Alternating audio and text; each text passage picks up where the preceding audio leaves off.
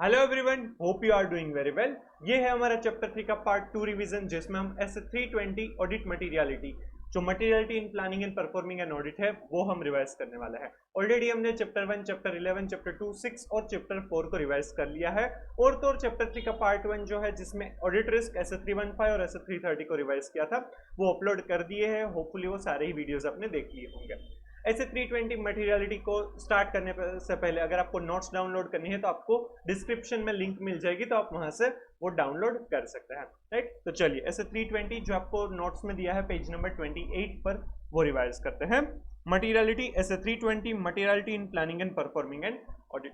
Materiality मतलब कि कौन सा ऐसा अमाउंट मिसस्टेटमेंट है, वो मटेरियल है जिससे यूजर का डिसीजन चेंज हो सकता है, यूजर को डिसीजन को इन्फ्लुएंस कर सकता है, उसे मटेरियल कहा जा सकता है, जो अमाउंट या फिर नेचर की वजह से हो सकता है। तो जब भी प्लान करेंगे ऑडिट, राइट, जब भी परफॉर्म किया जाएगा ऑडिट, तो उसमें मटेरियलिटी होनी चाहिए कि किस ट्रांजैक्शन, किस मिस स्टेटमेंट को मटेरियल कहा जाएगा, ताकि वो हमारा पार्ट ऑफ सैंपल हो सकता है, या फिर उस मिस स्टेटमेंट की वजह से हमारा ओपिनियन है वो मॉडिफाइड ओपिनियन हो सकता है। राइट, किस मिस स्टेटमेंट्स को हम इग्नोर कर सकते हैं, किसे हमें ध्यान में रखना है और हमारा ओपिनियन एक्सप्रेस करना है, उसके लिए मटेरियलिटी डिसाइड करना जरूरी है। तो उसका गाइडेंस हमें ऐसे 320 में से मिलता है। SA 320 states that misstatements, including omissions, are considered to be material if they, individually or in the aggregate, could reasonably be expected to influence the economic decisions of users taken on the basis of the financial statements. जिस भी reason से, जिस भी matter की वजह से user का decision influence हो सकता है, उसे मटेरियल कहा जा सकता है। Materiality is not always matter of relative size. वो ऑलवेज रिलेटिव साइज मतलब कि अमाउंट में नहीं होता है, कई बार वो नेचर की वजह से भी मटेरियल हो सकता है वो transaction. For example, a small amount lost by fraudulent practice of certain employees can indicate a serious flaw in the enterprise's internal control system, requiring immediate attention to avoid greater loss in the future. Employees ने अगर कुछ गलती से कोई छोटा मोटा amount की भी फ्रॉड किया है, उसका मतलब ये हो सकता है कि इंटरनल कंट्रोल में कोई फ्लो है, उसमें कोई गलतियां है, तो वो जो लैप्सेस है वो तुरंत ही उसको कंट्रोल करना चाहिए, अदरवाइज वो फ्यूचर में बहुत बड़ा लॉस बन सकता है। तो जो उसे मटेरियल कहा जा सकता है, वो इंटरनल कंट्रोल में जो लैप्सेस है उसे मटेरियल कहा जा सकता है, क्योंकि आज भले ही उस वजह से छोटा सा मिसस्टेटमेंट, छोटा सा फ्रॉड हुआ है, बट फ्यूचर में बहुत ज्यादा हो सकता है। राइट, तो वो ऑलवेज रिलेटिव साइज के बेसिस पर नहीं देखा जाएगा, nature of the transaction, nature of misstatement भी कंसिडर किया जाएगा। Materiality in planning and performing an audit, auditors responsibility. Materiality decide करना, डिटरमाइन करने की रिस्पॉन्सिबिलिटी ऑडिटर की रहती है। Financial reporting framework often discuss the concept of materiality in the context of the preparation and presentation of the financial statements. Although financial reporting frameworks may discuss materiality in different terms, they generally explain that financial reporting framework में भी किससे materiality कहा जाएगा, वो generally preparation और presentation of financial statements के लिए discuss किया जाता है। तो उसमें क्या क्या चीजें जनरली होती है। Misstatements, including omissions, are considered to be material if they individually or in the aggregate could reasonably be expected to influence the economic decisions of users taken on the basis of the financial statements. जो भी misstatements की वजह से user का economic decision from that financial statement है वो change हो सकता है, तो उसे उस मिसस्टेटमेंट को मटेरियल कहा जा सकता है। जो मिसस्टेटमेंट यूजर के डिसीजन को अफेक्ट करता है उसे मटेरियल कहा जाएगा। Judgments about materiality are made in the light of surrounding circumstances and are affected by size or nature of misstatements or a combination of both. Size या nature या फिर दोनों की वजह से जो misstatement है वो material बन सकता है, उस वजह से वो judgment है वो important बन सकता है, right? उसे material कहा जा सकता है। And judgments about matters that are material to users of the financial statements are based on a consideration of the common financial information needs of user as a group. The possible effect of misstatement on on specific individual users whose needs may vary widely is not considered. जो भी common financial information की जो needs होगी उसको भी material consider किया जाएगा। कोई स्पेसिफिक पर्सन, स्पेसिफिक इंडिविजुअल को वो अफेक्ट करता है तो उसे मटेरियल नहीं माना जाता है। तो जनरली ये तीन चीजों को कंसिडर किया जाता है कि मटेरियल किसे कहा जाएगा। सबसे पहले तो जिस वजह से इकोनॉमिक डिसीजन ऑफ यूजर्स है वो इन्फ्लुएंस हो सकता है। सेकंड, जो भी नेचर और साइज ऑफ द ट्रांजैक्शन है जो इंपॉर्टेंट है, मटेरियल है, इंपॉर्टेंट है, राइट, उसे मटेरियल कहा जाएगा, कंसिडर किया जाएगा, right. And third, common financial information needs को भी कंसिडर किया जाएगा। In planning the auditor makes judgment about the size of misstatement that will be considered material. These judgments provide a basis for material in the sense of a size consider किया जाएगा. तो वो जो judgement होगा वो किसके लिए important हो सकता है, किसके लिए वो बेस बन सकता है. Determining the nature, timing and extent of risk assessment procedure. जो रिस्क असेसमेंट प्रोसीजर करनी है, क्योंकि उसमें भी risk of material misstatement consider करा जाता है, तो उसमें भी मटीरियलिटी इंपॉर्टेंट बनेगी. Identifying and assessing the risk of material misstatement. कौन सा रिस्क है, वो मटीरियल मिसस्टेटमेंट का रिस्क है, राइट. उसको आइडेंटिफाई करना और असेस करना, उसके लिए भी मटीरियलिटी इंपॉर्टेंट है. And determining the nature, timing and extent of further audit procedure. और जो फर्दर ऑडिट प्रोसीजर करनी है उसका नेचर, टाइमिंग एंड एक्सटेंट के लिए भी मटीरियलिटी इंपॉर्टेंट है. तो जो मटीरियलिटी है ऑफ रिलेटिव साइज, राइट, वो किसके लिए बेस बन सकती है, तीन चीजों के लिए. Determining the nature, timing and extent of risk assessment procedure, identifying and assessing risks of material misstatement, and determining nature, timing and extent of further audit procedure. ये ऐसे क्वेश्चन पूछ सकते हैं. If there is any statutory requirement of disclosure, it is to be considered material irrespective of the value of amount. अगर कोई statutory requirement है disclosure की, तो उसमें amount कितनी भी involved हो वो consider नहीं किया जाएगा और उसे material ही माना जाएगा और उसको disclose करना compulsory हो जाएगा. इसी regarding एक test your understanding का question है, वो देखते हैं. CA Raja is auditor of a Buildwell Foregoings Private Limited having revenue of rupees 25 crore. The company has been sanctioned a term loan of rupees 50 lakhs from a bank. However, as at the end of the year, only rupees 1 lakh was availed due to delay in procurement of assets. कोई CA है, वो कोई एक company का audit कर रहा है जिसका टर्नओवर 25 करोड़ से, और उनको 50 लाख रुपए की लोन सैंक्शन की गई है. उसमें से अभी तक सिर्फ 1 लाख रुपए मिले हैं एज अ लोन. और वो डिले क्यों हुआ है, क्योंकि प्रोक्योरमेंट ऑफ असेट में थोड़ा सा डिले हुआ, इसीलिए लोन भी पूरी नहीं मिली है अब तक. The financial statements of the company do not disclose the nature of security against which loan has been taken. पर वो जो लोन जो भी सिक्योरिटी के सामने लिया था वो डिस्क्लोज नहीं किया है इन the financial statement. Schedule 3 of the Companies Act 2013 requires disclosure in this respect if there is any statutory requirement. और ये जो सिक्योरिटी है उसका disclosure as per schedule 3 compulsory है. If there is any statutory requirements of disclosure, it is to be considered material. Schedule 3 mandates disclosure of the nature of security in relation to loan. The amount involved is irrelevant. Schedule 3 है वो statutory requirement है कि financial statement में ये disclose होना ही चाहिए. तो irrespective of amount वो disclose करना जरूरी है. भले ही यहाँ पर 50 लाख में से 1 लाख की ही लोन मिली है, बट वो मैटर नहीं करता है. अगर Schedule 3 में बोला है कि ये सिक्योरिटी को आपको डिस्क्लोज करना है तो वो करना ही पड़ेगा, राइट. चलो, तो यहाँ पर जो फाइनेंशियल स्टेटमेंट प्रिपरेशन किया गया है वो गलत है. Then determination of materiality, a matter of professional judgement. Materiality जो हम डिसाइड करते हैं, डिटरमाइन करते हैं, वो प्रोफेशनल जजमेंट के बेसिस पर है. वो एकदम श्योरिटी ये नहीं होती कि इतनी ही मटीरियलिटी होनी चाहिए. The auditor's determination of materiality is a matter of professional judgment and is affected by the auditor's perception of the financial information needs of users of the financial statements. वो professional judgement किसके basis पर होता है कि जो financial statements के जो users है वो किस तरह से डिसीजन लेने वाले हैं, वो परसेप्शन को कंसीडर करके वो प्रोफेशनल जजमेंट लिया जाता है. In this context it is reasonable for the auditor to assume that users. इसीलिए यहाँ पर यूजर्स के बारे में 4 अजम्पशंस लिए जाते हैं. ऑडिटर है वो 4 अजम्पशन लेता है और उसके बेसिस पर मटीरियलिटी है वो डिटरमाइन करते हैं. तो यहाँ से यूजर्स से हमें रीड करना होगा. Users have a reasonable knowledge of business and economic activities and accounting and a willingness to study the information in the financial statements with reasonable diligence. हम ऑडिटर ऐसा अज्यूम करते हैं कि जो यूजर्स है, राइट, उनको रीजनेबल नॉलेज है about the business, about the accounting, और उनकी इच्छा भी है, विलिंगनेस है to study such financial statements, right. और वो रीजनेबल डिलीजेंस के साथ केयरफुली वो रीड करेंगे और एनालिसिस करेंगे. Second, users understand that financial statements are prepared, presented and audited to levels of materiality. Users को ये पता है, राइट, वो समझते हैं कि जो फाइनेंशियल स्टेटमेंट प्रिपेयर होते हैं, प्रेजेंट होते हैं और ऑडिट होते हैं, वो मटीरियलिटी लेवल पर होते हैं. वो 100% वेरिफिकेशन या प्रेजेंटेशन या प्रिपरेशन में ध्यान नहीं दिया जाता है, राइट. मटीरियल लेवल पर वो देखा जाता है, मटीरियल लेवल पर वो कंसिडर किया जाता है, मटीरियलिटी देखी जाती है. 100% परफेक्ट नहीं होते हैं.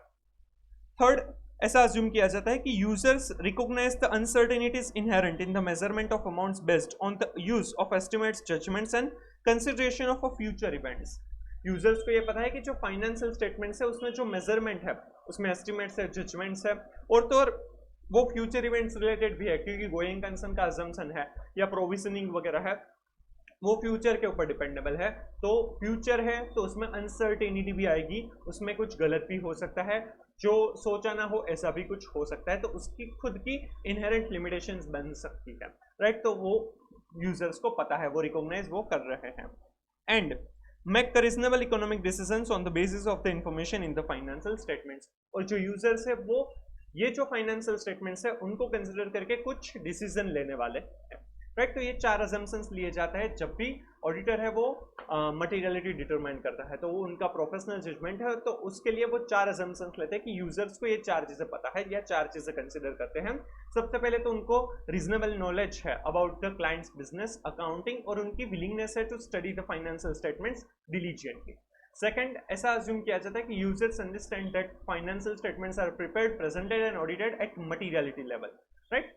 थर्ड, यूजर ये रिकॉग्नाइज करते हैं कि अनसर्टेनिटीज हो सकती है इन द फाइनेंशियल स्टेटमेंट्स, और वो भी इनहेरेंट लिमिटेशंस, इनहेरेंटली उसमें मेजरमेंट होता है, जजमेंट्स होते हैं, एस्टिमेशन होते हैं, और तो और वो फ्यूचर इवेंट से भी रिलेटेड होते हैं। And fourth, user from this financial information going to make some decisions, right. तो ये 4 अजम्पशंस लिए जाते हैं, ये ऑलरेडी ओल्ड कोर्स में एक बार पूछा हुआ है, फिर से पूछ सकते हैं।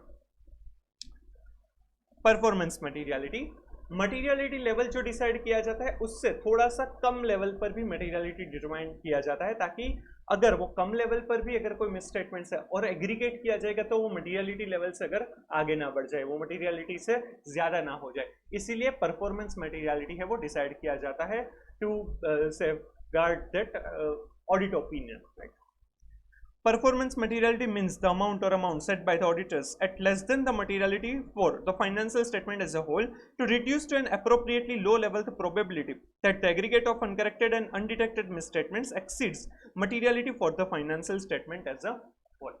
वो जो छोटे छोटे मिसस्टेटमेंट्स है, राइट, कि जो मटेरियलिटी लेवल से कम लेवल पर है, पर अगर वो एग्रीगेट किए जाएंगे तो वो मटेरियलिटी लेवल से बढ़ जाएंगे, तो उसके लिए जो कम लेवल पर लाकर आया जाता है उसे परफॉर्मेंस मटेरियलिटी कहा जा सकता है। तो फाइनेंशियल स्टेटमेंट की अगर मटेरियलिटी 10 लाख रुपीस है तो परफॉर्मेंस मटेरियलिटी हो सकता है कि 70% of materiality that is 7 lakh rupees, तो उसे परफॉर्मेंस मटेरियलिटी कहा जाएगा। तो वो 7 लाख के भी अगर मिसस्टेटमेंट्स है तो उसको एग्रीगेट करके देखा जाएगा कि क्या वो 10 लाख से बढ़ रहे हैं, वो similar area similar item of financial statement में वो 7 लाख के नीचे वाले 7 लाख वाले भी जो मिसस्टेटमेंट्स है उसे भी कंसिडर करा जाएगा। If applicable, performance materiality also refers to the amount or amount set by the auditor at less than the materiality level or levels for particular class of transaction, account balance और disclosure. Materiality है वो particular class of transaction, account balance या disclosure के लिए अलग भी हो सकती है। तो अगर वो particular class of transaction, account balance या disclosure के लिए materiality अलग है तो उसके लिए performance materiality भी अलग हो सकती है, right? Class of transaction, account balance और डिस्क्लोजर के लिए मटेरियलिटी इसीलिए अलग करी जाती है क्योंकि वो class of transaction, account balance या फिर डिस्क्लोजर है वो शायद इंपॉर्टेंट हो सकता है, तो उसमें जो ओवरऑल मटेरियलिटी है फाइनेंशियल स्टेटमेंट के लिए वो हम अप्लाई नहीं कर सकते, उसमें जो ओवरऑल मटेरियलिटी है उनसे कम मटेरियलिटी रखनी पड़ेगी for that particular class of transaction, account balance या फिर डिस्क्लोजर। मतलब कि पूरे फाइनेंशियल स्टेटमेंट के लिए 10 लाख रुपए की मटेरियलिटी है, बट वो परचेस के लिए जो मटेरियलिटी है वो ओवरऑल 5 लाख रुपीज है, तो ऐसा हो सकता है। Determining materiality and performance materiality when planning the audit.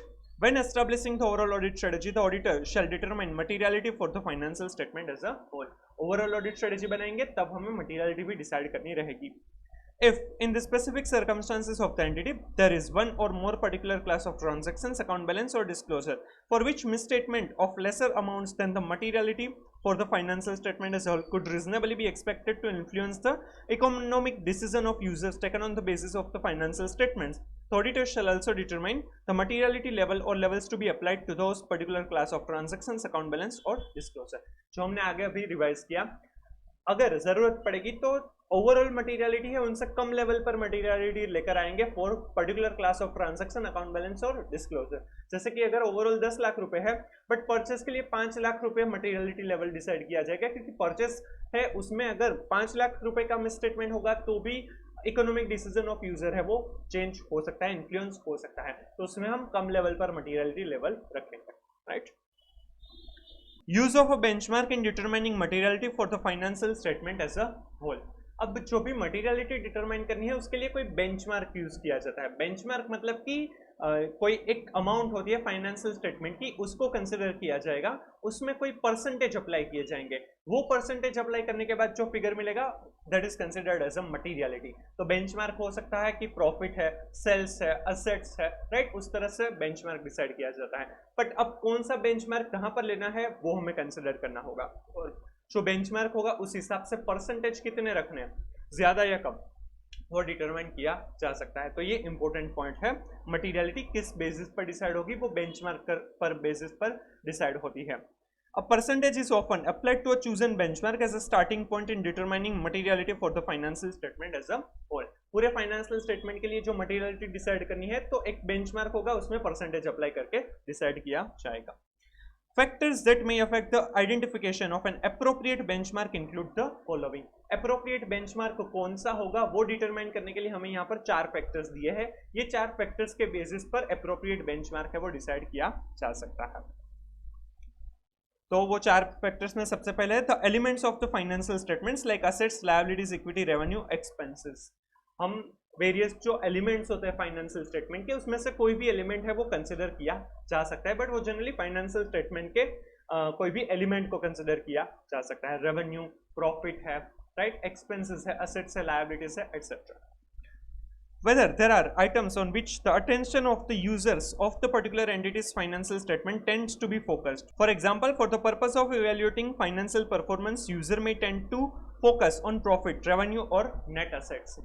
जिस आइटम के ऊपर जो यूजर्स है, राइट, उनका फोकस रहता है उस आइटम को हम कंसिडर कर सकते हैं। जैसे कि प्रॉफिट है, रेवेन्यू है, उसके ऊपर जनरली यूजर्स का ध्यान रहता है। तो जो प्रॉफिट ओरिएंटेड बिजनेसेस है, ऑर्गेनाइजेशन है, उसमें प्रॉफिट को एज अ बेंचमार्क यूज किया जा सकता है। The nature of the entity, where the entity is in its life cycle. Nature of the entity, entity का नेचर कैसा है, प्रॉफिट ओरिएंटेड और not for profit oriented. Profit oriented है तो प्रॉफिट कंसिडर किया जाएगा, नॉट फॉर प्रॉफिट ओरिएंटेड है तो उसमें जो उनका ऑपरेटिंग एक्टिविटीज में जो उनको मिल रहा है, पैसे मिल रहे हैं, उनको कंसिडर किया जा सकता है। रेवेन्यू को मतलब कंसिडर किया जा सकता है। लाइफ साइकिल के कौन सा स्टेज पर है, अगर वो ग्रोविंग स्टेज पर है तो उसमें प्रॉफिट ना नहीं होगा तो शायद रेवेन्यू को कंसिडर किया जाएगा। मैच्योरिटी स्टेज पर है तो उसमें प्रॉफिट को कंसिडर किया जा सकता है। And the industry and economic environment in which the entity operates, the entity's ownership structure and the way it is financed. और ये सारे टॉपिक्स भी, ये सारे जो कैरेक्टरिस्टिक्स है उसको भी ध्यान में लिया जाएगा कि उनका इंडस्ट्री और इकोनॉमिक एनवायरनमेंट कौन सा है, राइट, वो कौन से किस तरह से फाइनेंस उनको मिला हुआ है, ओनरशिप स्ट्रक्चर किस तरह से है, तो उसके बेसिस पर भी बेंचमार्क हो सकता है। For example, if an entity is financed solely by debt rather than an equity, users may put more emphasis on assets and claims on them than on the entity's earnings. अगर कोई भी entity है उसमें date finance सबसे ज्यादा है rather than equity, तो वहां पर असेट्स के ऊपर सबसे ज्यादा फोकस होगा, क्योंकि क्या वो असेट्स इनफ है to repay that debt, right. And the relative volatility of the benchmark, volatility कितनी है, मतलब कि प्लस माइनस चढ़ और उसमें इंक्रीज डिक्रीज कितना होता रहता है। फॉर एग्जांपल, अगर प्रॉफिट है वो काफी वॉलेटाइल है, कभी बहुत ज्यादा होता है, कभी बहुत कम होता है, राइट, तो उसमें प्रॉफिट को कंसिडर नहीं किया जाएगा, जो थोड़ा सा फिक्स्ड है उसे कंसिडर करना चाहिए, राइट। तो ये 4 फैक्टर्स कंसिडर किए जाएंगे। सबसे पहले है element of the financial statement को कंसिडर किया जाएगा। सेकंड, जहां पर यूजर का फोकस रहता है उस आइटम को कंसिडर किया जाएगा। थर्ड, नेचर ऑफ एंटिटी है, लाइफ साइकिल के कौन सा स्टेज पर वो एंटिटी है, उनका इकोनॉमिक एनवायरनमेंट, इंडस्ट्री कौन सी है, ओनरशिप और फाइनेंस, ओनरशिप स्ट्रक्चर कैसा है, फाइनेंस किस तरह से मिला है, तो वो सारे जो कैरेक्टरिस्टिक्स है उसको ध्यान में लिया जाएगा। And fourth, volatility of the benchmark. ये 4 पॉइंट्स हमें कंसिडर करने हैं, ये इंपॉर्टेंट है, ये ऑलरेडी 2 बार ओल्ड कोर्स में पूछा हुआ है, फिर से पूछ सकते हैं। Examples of benchmark that may be appropriate depending on the circumstances of the entity include categories of reported income such as profit before tax, total revenue, gross profit and total expenses, total equity और net assets value। ऐसा कोई भी benchmark हम use कर सकते हैं। Profit before tax from continuing operations is often used for profit oriented entities। जहां पर profit oriented entities है तो profit before tax consider किया जा सकता है। When profit before tax from continuing operation is volatile, other benchmarks may be more appropriate such as gross profit और total revenue। जहां पर प्रॉफिट बिफोर टैक्स काफी वॉलेटाइल है, मतलब प्लस माइनस होता रहता है, तो उसमें और कोई बेंचमार्क यूज किया जाएगा जैसे कि रेवेन्यू या फिर ग्रॉस प्रॉफिट। ये भी इंपॉर्टेंट पॉइंट है क्योंकि इसमें से कुछ एमसीक्यू या फिर केस सिनेरियो बेस्ड क्वेश्चन आपको पूछ सकता है, राइट। तो ये बेंचमार्क था। अब वो बेंचमार्क के लिए जो अमाउंट है वो कहाँ से लेकर आएंगे, क्योंकि ये तो प्लानिंग स्टेज पर हम मटेरियलिटी डिसाइड कर रहे हैं, तब तो हमारे पास फाइनेंशियल स्टेटमेंट्स तो नहीं होंगे, पूरे फाइनेंशियल स्टेटमेंट्स तो नहीं बने होंगे, क्योंकि प्लानिंग तो है वो ड्यूरिंग द ईयर, जो भी करंट ईयर है जिसका ऑडिट करना है उसके बीच में भी स्टार्ट हो सकता है। जैसे कि 23-24 का ऑडिट है वो तो सितंबर या अक्टूबर 23 में भी स्टार्ट कर सकते हैं, तब तक तो 23-24 के फाइनेंशियल स्टेटमेंट्स नहीं होंगे। तो हम क्या करेंगे, तो उस बेंचमार्क को जो चूज करना है उसके लिए हम क्या कर सकते हैं, प्रीवियस ईयर के जो फाइनेंशियल स्टेटमेंट्स है उनको हम कंसिडर कर सकते हैं। सेकंड, जहां से पीरियड स्टार्ट होता है वहां से जब हम प्लानिंग कर रहे हैं तब तक के फाइनेंशियल स्टेटमेंट कंसिडर कर सकते हैं। थर्ड, जो पूरे प्रोजेक्शन है फॉर द फाइनेंशियल ईयर के कितना फाइनेंशियल स्टेटमेंट क्या होगा उसको कंसिडर किया जा सकता है, बजट वगैरह अगर कुछ भी बनाया है, राइट। एंड फोर्थ, उसमें कोई भी एडजस्टमेंट्स करने की जरूरत है तो वो कंसिडर किया जाएगा। सो chosen benchmark relevant financial data. In relation to the chosen benchmark, relevant financial data ordinarily includes prior periods financial result and financial position. previous year के जो financial statements है, financial result मतलब कि P&L, financial position मतलब कि balance sheet, prior period के financial statement को consider किया जा सकता है।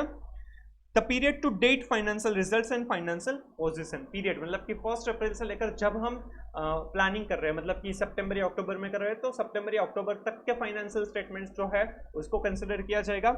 एंड बजट्स और forecast for the current period, और पूरे साल का जो बजट या फोरकास्ट है कि 23-24 का कितना फाइनेंशियल रिजल्ट होगा तो उसको कंसिडर किया जाएगा। Adjusted for significant changes in circumstances of the entity, for example a significant business acquisition and relevant changes of conditions in the industry or economic environment in which the entity operates। और ये तीनों में जो necessary adjustments करने होंगे for the year, right, वो consider किए जाएंगे, राइट। जो भी इकोनॉमिक नेसेसिटी है या फिर इंडस्ट्री के रिक्वायरमेंट है उस हिसाब से वो कंसिडर किया जाएगा। तो ये चार चीजें होगी, प्रायर पीरियड के financial statements, period to date financial statements, budget or forecast for the current year and significant changes to be made, right। ये भी ऐसा क्वेश्चन आपको पूछ सकते हैं। Determining a percentage to be applied to a chosen benchmark involves the exercise of a professional judgment। अब वो जो बेंचमार्क चूज किया उसमें कितने परसेंटेज अप्लाई करने हैं, राइट, वो भी प्रोफेशनल जजमेंट के ऊपर डिपेंडेबल होता है। जनरली रेवेन्यू में जो परसेंटेज अप्लाई किए जाएंगे वो कंपैरेटिवली कम होंगे रादर जो प्रॉफिट के ऊपर परसेंटेज होंगे, प्रॉफिट पर परसेंटेज ज्यादा होंगे क्योंकि प्रॉफिट की अमाउंट कम होती है, रेवेन्यू पर परसेंटेज कम होंगे क्योंकि रेवेन्यू की अमाउंट ज्यादा होती है, right. There is a relationship between the percentage and the chosen benchmark such that a percentage applied to a profit before tax from continuing operation will normally be higher than a percentage applied to total revenue. Simple. For example, that the auditor may consider 5% of net profit before tax from the continuing operations to be appropriate for a profit-oriented entity in a manufacturing industry, while the auditor may consider 1% of the total revenue or total expenses to be appropriate for a not-for-profit entity. Simple. Higher or a lower percentage, however, may be deemed appropriate in different circumstances. ये भी ऐसा कोई case scenario based question या फिर MCQ में पूछ सकते हैं। Materiality level or levels for particular class of transaction, account balance और disclosure। Particular class of transaction, account balance और डिस्क्लोजर के लिए अलग से मटेरियलिटी डिटरमाइन करना जरूरी है या नहीं, तो वो कुछ फैक्टर्स के ऊपर डिपेंडेबल होता है। तो यहाँ पर हमें 3 फैक्टर्स बताए गए हैं। Factors that may indicate the existence of one or more particular class of transaction, account balance or disclosure for which misstatements of lesser amount than materiality for the financial statement as a whole could reasonably be expected to influence the economic decisions of users taken on the basis of the financial statement include the following। जहां पर ऐसा लग रहा है कि particular class of transaction, account balance और disclosure के लिए ओवरऑल जो मटेरियलिटी है उनसे कम लेवल पर मटेरियलिटी रखना जरूरी है, क्योंकि वहां पर वो जो मिसस्टेटमेंट होंगे, कम अमाउंट के मिसस्टेटमेंट है, वो भी इन्फ्लुएंस कर सकते हैं यूजर को। तो उसके लिए क्या क्या फैक्टर्स हैं, 3 फैक्टर्स बताए हैं। वेदर लो रेगुलेशन और applicable financial reporting framework affect users expectation regarding the measurement और disclosure of certain items like in a case of related party transaction and remuneration of management and TCWG। Law regulation में या फिर जो applicable financial reporting framework है उस हिसाब से ऐसा लग रहा है कि ये आइटम नेसेसरी है, इसमें मटेरियलिटी लेवल है वो कम लेवल पर रखा जा सकता है। जैसे कि रिलेटेड पार्टी ट्रांजैक्शन है तो उसमें रिस्क जनरली ज्यादा होता है, मैनेजमेंट या TCWG को जो रेम्यूनरेशन दिया जाता है उसको कंसिडर कर सकते हैं, राइट, वो हाई रिस्क एरियाज हो सकता है, सिग्निफिकेंट आइटम्स बन सकती है। सेकंड, द की disclosures in relation to industry in which the entity operates, for example research and development cost for a pharmaceutical company। जो भी की डिस्क्लोजर्स है फॉर दैट एंटिटी, वो जहां पर भी जो भी इंडस्ट्री में काम करती है उस इंडस्ट्री की रिक्वायरमेंट है कि ये इंपॉर्टेंट मैटर है, सिग्निफिकेंट मैटर है। जैसे कि फार्मास्यूटिकल कंपनी है तो उसमें R&D होता ही रहता है, नई नई दवाइयां बनना ही जाती है, तो वो जो R&D एक्सपेंस है वो इंपॉर्टेंट हो सकता है, तो उसमें मटीरियलिटी लेवल कम लेवल पर भी हो सकता है। And whether the attention is focused on a particular aspect of the entity's business that is separately disclosed in the financial statement, like in case of a newly acquired business, या फिर जो user का attention है वो कोई एक particular aspect of the business है उसके ऊपर है, तो वो जो एस्पेक्ट के ऊपर उनका अटेंशन रहेगा तो वहां पर भी मटेरियलिटी लेवल कम हो सकता है। जैसे कि अगर नया बिजनेस एक्वायर किया है तो उसके डिस्क्लोजर के ऊपर, राइट। तो यहाँ पर हमें 3 फैक्टर्स बताए गए हैं। लो रेगुलेशन या एप्लीकेबल फाइनेंशियल रिपोर्टिंग फ्रेमवर्क के हिसाब से यूजर का डिसीजन अफेक्ट हो सकता है। सेकंड, की डिस्क्लोजर एज पर the requirement of the industry. And third, जहां पर कोई ऐसी एस्पेक्ट है बिजनेस की जहां पर यूजर का फोकस रह सकता है तो उसको कंसिडर करना होगा। ये भी एज ए क्वेश्चन आपको पूछ सकते हैं, इंपॉर्टेंट है। Revision in materiality level as the audit progresses, जैसे जैसे ऑडिट प्रोग्रेस होगा वैसे वैसे मटीरियलिटी रिवाइज भी हो सकती है, क्योंकि कुछ चीजें पता चलेगी उस हिसाब से मटीरियलिटी चेंज कर सकते हैं। Materiality for the financial statement as a whole may need to be revised as a result of a change in circumstances that occurred during the audit. For example, a decision to dispose of a major part of the entity's business, new information, or a change in the auditor's understanding of the entity and its operations as a result of performing further audit procedure. जैसे जैसे हम audit procedures करेंगे शायद कुछ नई information हमें पता चल रही है, जो चीज़ें पहले नहीं पता थी, प्लानिंग के टाइम पर हमें नहीं पता थी, जब हमने मटेरियलिटी डिटरमाइन की थी तब नहीं पता थी, अब वो पता है तो उस हिसाब से मटेरियलिटी है वो चेंज रिवाइज कर सकते हैं। If during the audit if it appears as though actual financial results are likely to be substantially different from the anticipated period and financial result that were used initially to determine materiality for the financial statement as a whole, the auditor revises the materiality. जो हमने benchmark choose करने के लिए जो भी financial statements वगैरह लिए थे, राइट, वो अलग हो सकते हैं और एक्चुअल जो फाइनेंशियल रिजल्ट्स है वो कुछ अलग है, तो उस वजह से भी रिवीजन इन द मटेरियलिटी हो सकता है। क्योंकि जनरली जब financial statements for the year complete हो जाता है, राइट, तो उसके बाद फिर से वो मटेरियलिटी चेक की जाती है कि जो प्लानिंग के टाइप पर मटेरियलिटी थी वो अभी भी वैलिड है या नहीं, वो एक्चुअल रिजल्ट्स के ऊपर भी वो परसेंटेज अप्लाई करके देखा जाता है। Documenting the materiality, the audit documentation shall include the following amounts and the factors considered in their determination. वो मटेरियलिटी की अमाउंट कितनी है और कौन से बेसिस पर वो डिटरमाइन किया है वो डॉक्यूमेंट करना जरूरी है। 4 चीजें डॉक्यूमेंट की जाएगी। Materiality for the financial statement as a whole, if applicable the materiality level or levels for a particular class of transaction, account balance or disclosure, performance materiality and any revision of A to C as the audit progress. 4 चीजें document करना जरूरी है। Materiality level for the whole financial statement. Second, अगर कोई class of transaction, account balance और disclosure के लिए अलग से कोई मटेरियलिटी है तो उसको कंसिडर किया जाएगा, वो भी कंसिडर किया है तो उसको भी डॉक्यूमेंट किया जाएगा। And third, performance materiality, and अगर उसमें कोई भी चेंजेस किया है, राइट, रिवीजन किया है तो वो भी आपको डॉक्यूमेंट करना जरूरी होगा। इसमें अमाउंट और कौन से बेसिस पर वो डिटरमाइन किया है वो दोनों चीजें हमें डॉक्यूमेंट करना रहेगा। ये इंपॉर्टेंट है, ये ऐसे क्वेश्चन पूछ सकते हैं। Materiality and audit risk are considered throughout the audit, in particular when audit risk मतलब कि इनअप्रोप्रिएट ओपिनियन दिया जा सकता है by the auditor when financial statements are materially misstated. तो जो ऑडिट रिस्क है और मटीरियलिटी है वो दोनों ही throughout the audit consider किए जाएंगे, राइट। पर्टिकुलरली कब? When identifying and assessing the risks of material misstatement, risk of material misstatement को आइडेंटिफाई और असेस करेंगे, मतलब कि रिस्क असेसमेंट प्रोसीजर करेंगे तब। Determining the nature, timing and extent of the further audit procedure, जो further audit procedure की जाती है उसके नेचर, टाइमिंग एंड एक्सटेंट में। And evaluating the effect of uncorrected misstatements if any on the financial statements and informing the opinion in the auditor's report. और जो uncorrected misstatements जो हमें मिले हैं वो मैनेजमेंट को हमने बताया बट वो करेक्ट नहीं किए गए हैं, तो उसकी इंपैक्ट उनको लग रहा है कि मटेरियल नहीं है, तो वो जो अनकरेक्टेड मिसस्टेटमेंट्स है उसकी इंपैक्ट है या नहीं, मटेरियल है या नहीं, वो देखना है। और तो और जो हमें एक्सप्रेस करना है अपना ओपिनियन, राइट, तब हम ये दोनों चीजें कंसिडर करेंगे। सो ऑडिट रिस्क एंड मटेरियलिटी है वो थ्रू आउट ऑडिट है वो कंसिडर किया जाता है, पर पर्टिकुलरली कब किया जाता है? 3 चीजों में, identifying and assessing the risks of material misstatement, determining nature, timing and extent of further audit procedure, and evaluating the effect of uncorrected misstatements if any on the financial statements and forming an opinion on the financial statements, जो auditor report का part बनेगा, right. ये भी as a question पूछ सकते हैं। Right. तो ये था हमारा ऐसे 320 materiality in planning and performing and audit, छोटा सा है, अच्छे से रिवाइज हो गया होगा, राइट। अगर आपको ये वीडियो अच्छा लगे तो please like and share the video, comment if you have any doubt, suggestion और reviews, and please subscribe the channel. Next video में हम इंटरनल कंट्रोल को रिवाइज करेंगे, so stay tuned. Thank you so much.